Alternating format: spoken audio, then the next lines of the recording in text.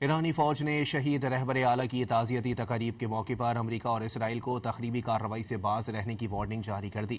خاتم الانبیاء central head quarters کے کمانڈر علی عبداللہی نے خبردار کیا ہے کہ اسرائیل یا امریکہ نے آیت اللہ خامنئی کے جنازے کے دوران حملہ کیا تو جواب نہایت سخت ہوگا۔ سیکیورٹی خدشات کے باعث مشتبہ خامنئی کے جنازے میں شرکت پر بے یقینی پیدا ہو گئی۔ تہران سمیت ایران بھر میں سیکیورٹی کے سخت انتظامات کیے گئے ہیں۔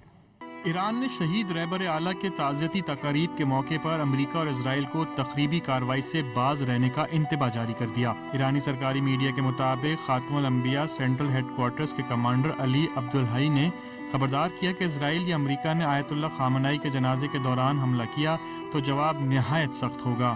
واضح کیا کہ دشمن ایران کے خلاف کسی بھی ممکنہ حملے یا جارحیت سے گریز کرے۔